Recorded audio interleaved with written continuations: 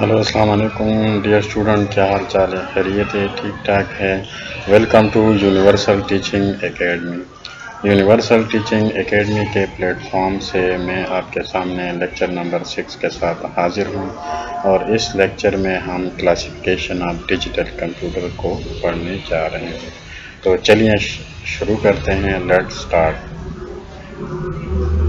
Classification of digital computer. Dear student, پچھلے lecture میں ہم نے کمپیوٹر کے ٹائپس کو پڑھ لیا تھا۔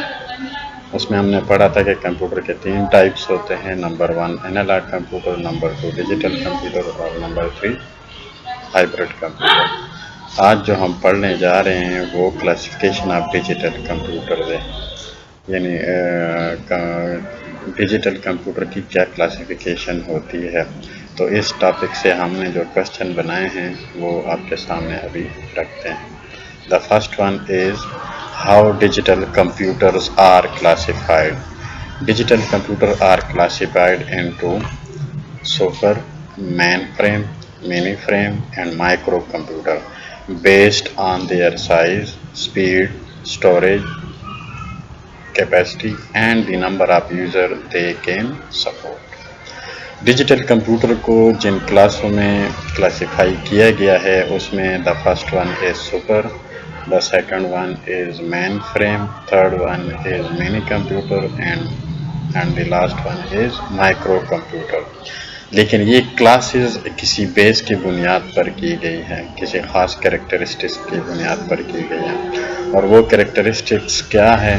اس میں نمبر 1 ہے size, speed, storage capacity, and the number of user they can support. یعنی کمپیوٹر کے سائز سے مراد کہ وہ کتنا بڑا ہے یا چھوٹا ہے، اس کی جو پروسیسنگ سپیڈ زیادہ ہے کہ کم ہے، اس کی اسٹوریج کیپیسٹی یعنی اس کی میموری زیادہ ہے کہ کم ہے، اور کتنے یوزرز کو وہ سپورٹ کرتا ہے، یعنی کتنے یوزرز نیٹ ورک پہ اس کے ساتھ کنیکٹ ہو سکتے ہیں اور اپنا کام کر سکتے ہیں کمپیوٹر۔ تو انہی کریکٹرسٹک کی بنیاد پہ کمپیوٹروں کی کلاسز بنائی گئی ہیں، جو ہے super, mainframe, mini frame computer and micro computer. تو ان کو ہم باری باری ڈسکس کرتے ہیں۔ دا فرسٹ ون ہے سپر کمپیوٹر۔ تو چلیں اس کو پڑھتے ہیں کہ اس میں کیا ہے۔ What are super computers? Super computer are the largest and the most powerful computers. یہ جو سپر کمپیوٹر ہوتے ہیں یہ سب سے بڑے اور موسٹ پاورفل کمپیوٹرز ہوتے ہیں۔ یعنی اگر آپ سے کوئی پوچھے یار دنیا کا سب سے بڑا پاورفل کمپیوٹر کون سا ہے، تو آپ کا جواب ہوگا سپر کمپیوٹر، یعنی سپر کمپیوٹر سب سے پاورفل ہوتے ہیں۔ Super computer have been used for scientific and engineering application that must handle very large database and do a great amount of computations۔ جو سپر کمپیوٹر ہوتے ہیں یہ زیادہ تر سائنٹیفک اور انجینئرنگ اپلیکیشنز کے لیے استعمال کیے جاتے ہیں، کیونکہ اس میں بہت لارج یعنی ہیوج ڈاٹا بیس انوالو ہوتا ہے اور اس کی ہیوج کمپٹیشنز ہوتی ہیں، یعنی وہاں پہ بہت کمپلیکس قسم کی اور بہت ہیوی قسم کی کیلکولیشنز ہوتی ہے، اس لیے سپر کمپیوٹر کا استعمال ہوتا ہے۔ These computer are very expensive. یہ بہت مہنگے ہوتے ہیں کیونکہ یہ بہت ایسی بھی کنٹریز ہے جو ان کو افورڈ نہیں کر سکتے ہیں، کیونکہ یہ کسی خاص مقصد کے لیے استعمال ہوتے ہیں۔ These computer are used in nuclear research and forecasting weather reports worldwide. یہ جو کمپیوٹر ہوتے ہیں یہ زیادہ تر نیوکلیئر ریسرچ میں اور ویدر فورکاسٹ یعنی ویدر کے بارے میں محکمہ موسمیات والے استعمال کرتے ہیں، لیکن ورلڈ وائڈ، یہ ورلڈ وائڈ کی بات ہو رہی ہے پوری دنیا کا، تو آپ خود سوچیں کہ وہ کتنے بڑے کمپیوٹر ہوں گے اور کیسے کمپیوٹر ہوں گے۔ ٹھیک ہے جی۔ اس کے جو ایگزامپل ہے، ویسے ایگزامپل تو بہت سارے ہیں لیکن یہاں پہ آپ کے بک کے اندر جو لکھا ہوا ہے، Columbia super computer at the NASA Ames research center USA۔ یہ امریکہ میں ایک ناسا ریسرچ سینٹر ہے، اس کے اندر جو کولمبیا جو سپر کمپیوٹر ہے وہ پڑا ہوا ہے، اور یہ وہاں پہ ریسرچ اسپیس ریسرچ کے لیے یہ یوز ہوتا ہے یہ والا کمپیوٹر۔ ٹھیک ہے جی۔ یہ سامنے آپ کو پکچر نظر آ رہی ہے، اس پکچر میں آپ دیکھ سکتے ہیں یہ سپر کمپیوٹر کی پکچر ہے۔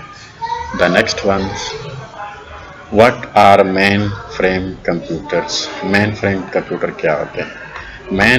Mainframe computer were developed in early 1940s. Mainframe computer 1940 میں develop ہوئے تھے. A mainframe computer is a very large, very powerful and expensive computer that can support hundreds and even thousands of users at the same time. Therefore, they are used in large organizations such as banking, insurance, education, air travel, research, healthcare, and government, etc. یہ جو مین frame computer ہوتے ہیں، ایک تو یہ powerful ہوتے ہیں، دوسرے مہنگے ہوتے ہیں، اور تیسرا اس کے اندر جو اہم بات ہے وہ یہ ہے کہ یہ 100 سے لے کر 1000 تک جو یوزرز ہے وہ ان کے اوپر ایٹ اے ٹائم کام کر سکتے ہیں، یعنی اس کے ساتھ نیٹ ورک پہ کنیکٹ ہو سکتے ہیں. یعنی ان یوزر کو یہ پتہ نہیں چلتا کہ کمپیوٹر ہینگ ہو گیا یا کوئی اور یوزر بھی اس ڈاٹا بیس کو ایکسیس کر رہا ہے. یعنی اتنی ریئل ٹائم میں اس کی کیلکولیشنز ہوتی ہے، اور ان کیلکولیشنز کی بنیاد پہ یہ بہت بڑے آرگنائزیشنز میں ان کا استعمال ہوتا ہے، جیسا کہ بینکنگ. یعنی بینک کے اندر کیونکہ نیشن وائڈ، یعنی اگر ایک ملک کے اندر بہت سارے یوزرز ہیں، بینک اکاؤنٹس ہیں، تو ان کا جو ڈاٹا مینیج کرنے کے لیے یہ کمپیوٹر کا استعمال ہوتا ہے. انشورنس، لوگوں کے انشورنس پالیسی. ایجوکیشن میں جس طرح فیڈرل بورڈ اور پشاور بورڈ، مختلف قسم کے بورڈز ہیں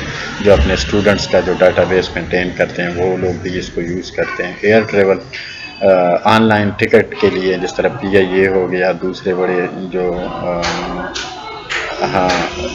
ایئر ٹریول کے جو ایجنسیز ہیں یہ وہ استعمال کرتے ہیں. ریسرچ سینٹر بھی استعمال کرتے ہیں اس کو. ہیلتھ کیئر، یعنی جتنے بھی بڑے بڑے ہاسپٹلز ہیں وہ بھی پیشنٹس کا ریکارڈ مینٹین کرنے کے لیے. گورنمنٹ کے کئی سیکٹرز میں استعمال ہوتا ہے، جیسے ویدر کے لیے محکمہ موسمیات والے بھی اس کو استعمال کرتے ہیں. These computers can execute more than trillion instructions per second.